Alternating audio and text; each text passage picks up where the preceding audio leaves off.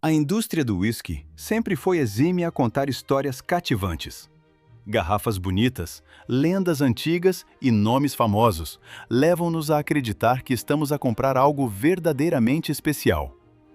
Mas, por vezes, o mais importante não está no rótulo. Hoje, vamos analisar 7 garrafas de uísque escocês famosas, garrafas por trás das quais ainda existem factos raramente mencionados. E a primeira garrafa desta lista é um nome que quase todos os que entram no mundo do uísque já viram. Top 1. Glenmorangie Original. O Glenmorangie Original é frequentemente visto como a primeira porta de entrada para o mundo do single malt. Esta destilaria é famosa pelos seus alambiques extremamente altos, com mais de 4,8 metros, que ajudam a criar um destilado leve, elegante e refinado.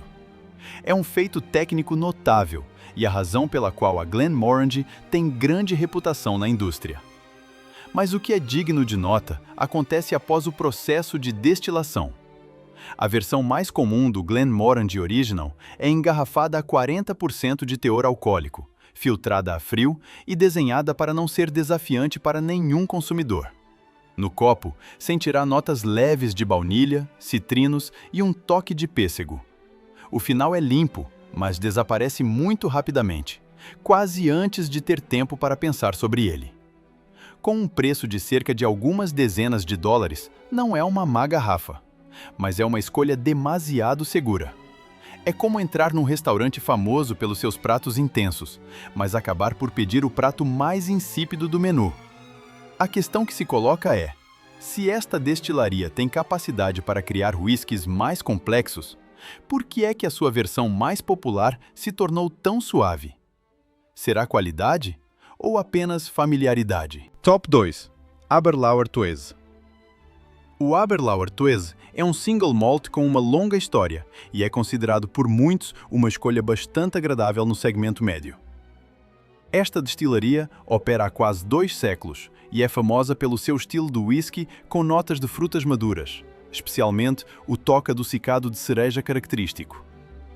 Ao servir no copo, o Aberlour Twist proporciona uma experiência fácil de beber, com mel, maçã e um leve sabor frutado no final. Olhando de fora, tudo parece estar perfeitamente bem. Mas o facto interessante reside nos detalhes que o rótulo raramente revela. O mesmo whisky de 12 anos, da mesma destilaria, com a mesma água e os mesmos barris. No entanto, existem 2 versões diferentes no mercado. Em alguns locais, a versão do Aberlour Twist é engarrafada com um teor alcoólico superior, cerca de 48%, sem filtragem a frio e mantendo a cor natural do whisky. Enquanto isso, em muitos outros mercados, o comprador recebe a versão de 40%, filtrada a frio e com adição de corante caramelo. Na sua essência, continua a ser o mesmo whisky, mas a experiência que o consumidor obtém não é a mesma. Isto leva a uma questão interessante. Quando o mesmo produto pode ser engarrafado com um padrão de qualidade superior, por que é que essa versão não é aquela a que todos têm acesso? Será que, por vezes, a indústria do whisky acredita que o comprador não notará ou não se importará? Top 3. Bowmore 12. A Bowmore é uma das destilarias mais antigas ainda em operação, com uma história que remonta ao século XVIII. Situada na costa e famosa pelo seu processo de produção tradicional, onde a cevada ainda é revolvida à mão em pisos de maltagem sob fumo de turfa. Esse legado faz da Bowmore um nome respeitado no mundo do whisky. Mas quando se trata da versão de 12 anos, a história não é assim tão simples. Existem garrafas de Bowmore 12 que proporcionam uma experiência muito agradável. No copo, pode surgir um fumo leve, um pouco de mel e notas cítricas vibrantes. Momentos assim fazem compreender por que razão esta destilaria construiu uma reputação tão sólida. No entanto, o que intriga muitos é a falta de consistência.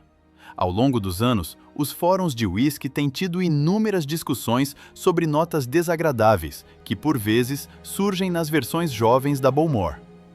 Em vez de fumo leve e fruta, o consumidor pode encontrar notas ligeiramente sulfurosas, ou uma sensação cerosa e medicinal que torna a experiência bastante estranha. Isto leva a uma situação caricata. Pode abrir uma garrafa de Bowmore 12 e ter um whisky muito interessante, mas também pode abrir outra e sentir que é algo completamente diferente. E quando o seu preço se situa num intervalo médio-alto, surge uma questão natural. Por que razão o comprador precisa de ter um pouco de sorte, apenas para desfrutar de um copo de whisky exatamente como esperado? Top 4. Laphroaig Select. Laphroaig é um dos nomes mais controversos no mundo do whisky. O forte aroma de fumo de turfa, o cheiro a algas marinhas e a característica sensação medicinal fazem com que muitos o amem instantaneamente, ou sejam incapazes de o aceitar.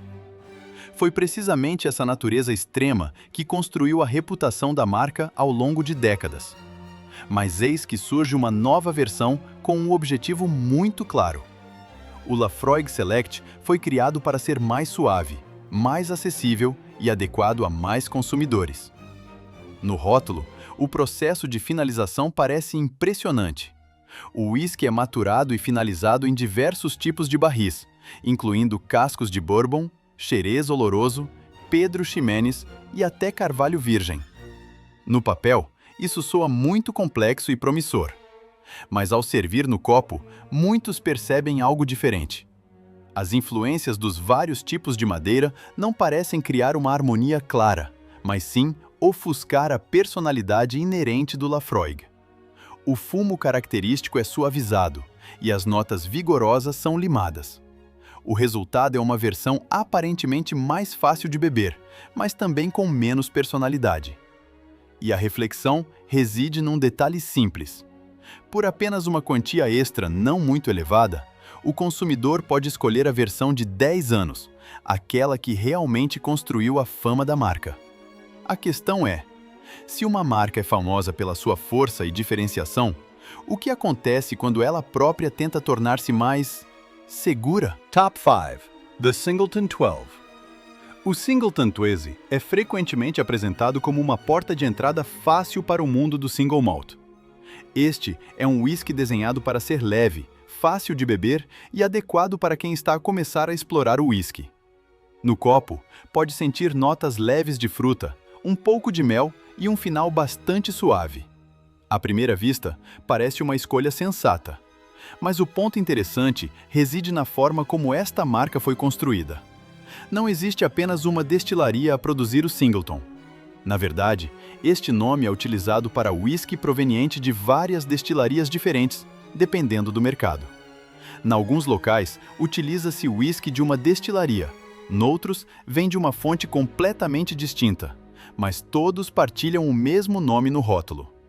Isto assemelha-se a lojas de uma marca franchisada, que usam o mesmo logótipo, mas que no interior podem oferecer produtos diferentes. Como resultado, o sabor do Singleton é geralmente desenhado para ser muito seguro. Todas as arestas são arredondadas, todas as notas fortes são atenuadas. Não há nada de muito controverso, mas também nada de realmente memorável. E é isto que leva muitos a questionarem-se. Um whisky criado para não gerar queixas em ninguém. Conseguirá realmente fazer com que alguém se recorde dele? Top 6. Johnnie Walker Double Black.